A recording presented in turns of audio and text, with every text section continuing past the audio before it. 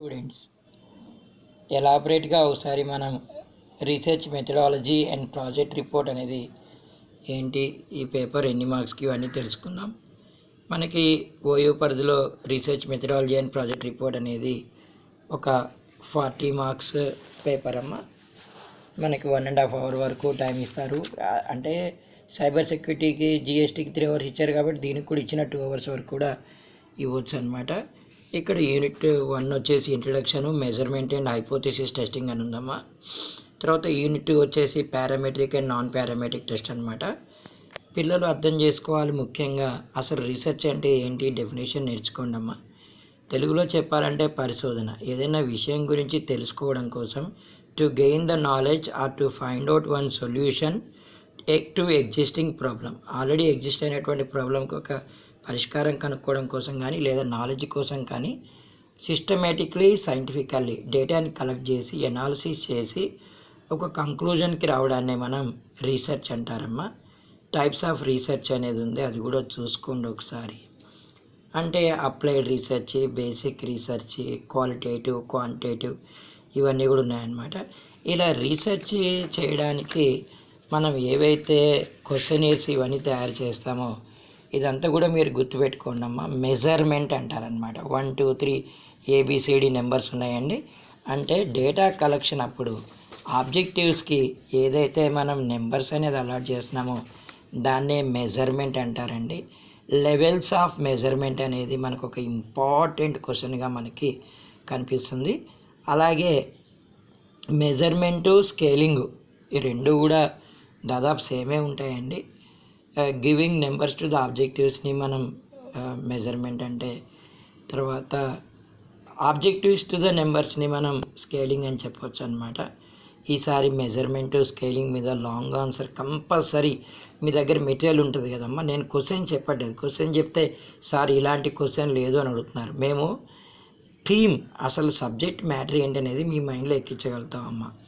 తర్వాత హైపోథెసిస్ అంటే it is like a general idea or it's a mere statement అనమాట.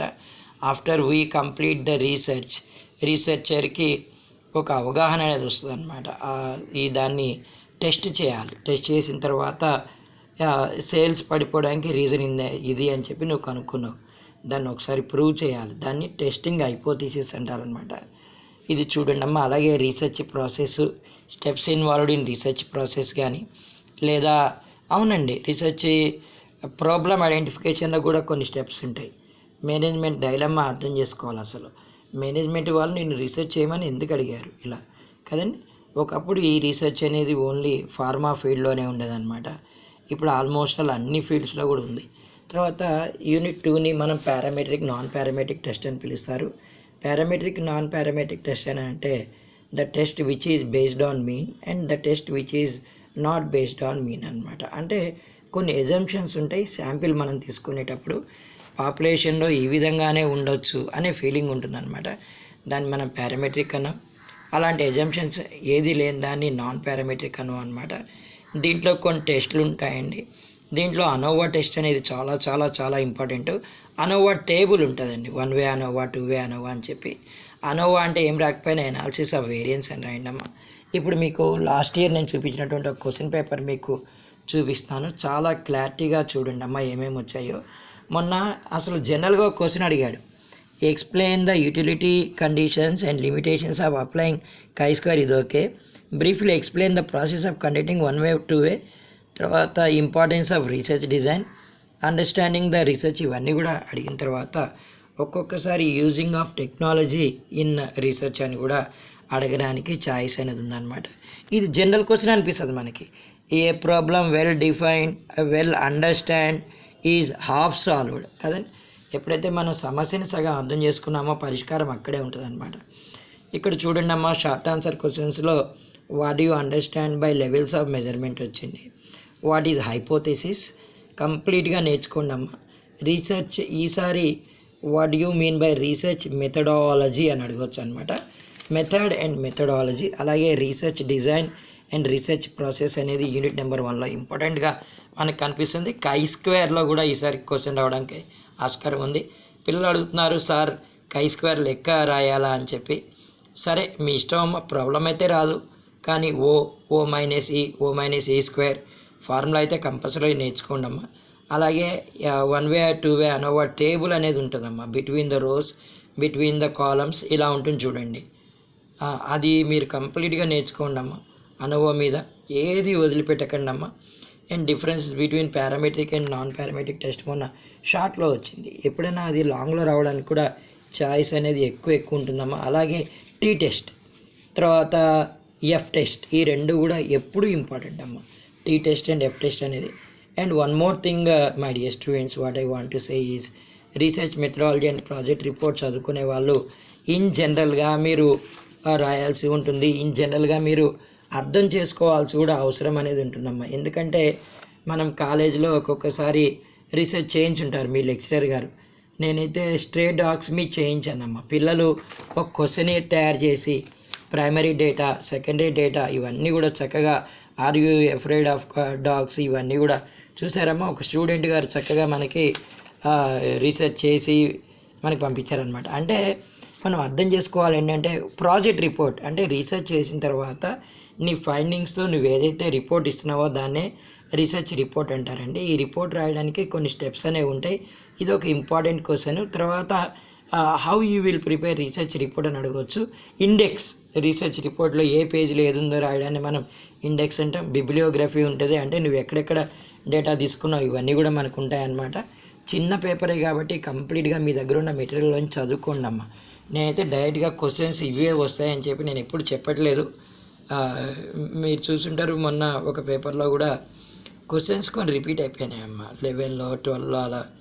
కాబట్టి అలాంటి ఛాయిస్ ఉంటుంది. అంటే ఒక థీమ్ మీరు నేర్చుకున్నట్లయితే కంప్లీట్గా మీరు న్యాయం అనేది చేయగలుగుతారనమాట. ఇది చూడండి అమ్మ.